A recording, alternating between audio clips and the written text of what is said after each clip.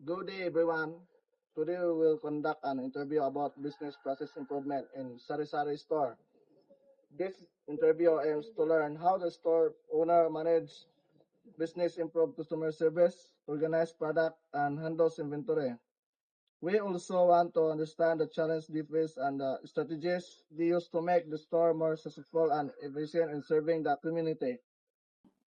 First question. Di unsa pagsugod ang negosyo? Siyempre para sa among pamilya, sa among mag-asawa, ang mga sanggi na una o pag-ayo kung kaya ba sa financial, ang lugar pod, kung to pagkakuan niya nga okay man ang lugar, giplano kung asa dapit ang pwesto niya. Nag-istorya mi kung sa budget, kung okay ba sa budget. Pagkakuha na mga okay, sige, go. Di-build day ning tindahan, ginahinay palit ang materyales. Pahuman na siya, nagsugod na ni kung plano kung unsa mo ang i-purchase ng mga kuan na mga ipamaligya.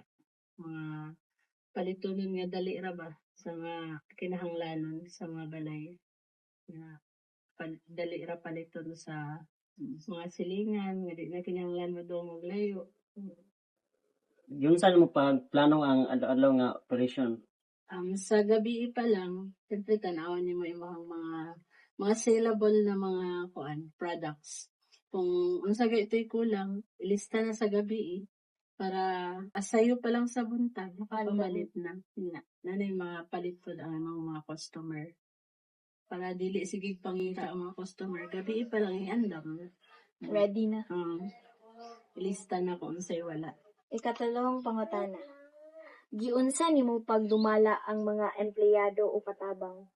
Pangpamilya naman yung negosyo, no? So, ang akong mga kauban, akong bana, akong mga anak, kanang sabot ni daan, ang bantay sa gabi, akong bana. Pagbukaon siya, mga puli ni, yung sa akong anak. Pero sa gabi, siya matulog. Ilikabuntag, mamatama kog sa'yo kaniluto. Akong anak sa nga badi nga bantay niya. Siya po, maglihok-lihok, sumalihok ko nun.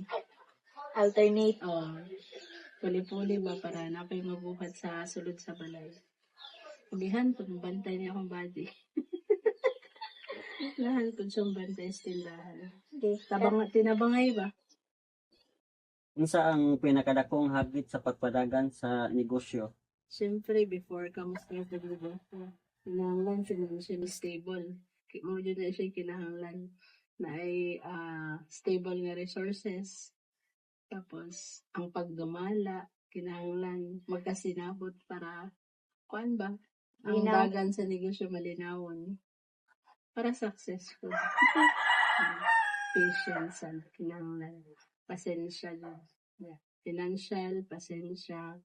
May kinahanglan lagi kuan mo cooperate ang tanong. Pinabangay. Last question. Giunsa nimo pagsiguro ang katagbawan sa mga customer? Syempre sa ilahang needs sa community, kinahanglan available yun ilahang mga kinahanglan. Tapos ang price, dili sobra di ka mag-overprice. Kung lang gamay kung nalay gamay nga makita ka, di lang mag-overprice, satisfied naman sila. Niya ang products ko, kinahanglan ko ang mga kinahanglanon yun nila sa balay o kanang sila mo doon maglayo, kinahanglan na sa tindahan ba? Mga kinahanglanon Dali ra mapalit. Mga basic needs na mapalit sa tindahan. Satisfied doon sila kung nanadali sa balay, nanadali sa tindahan nila ang mga needs sa balay.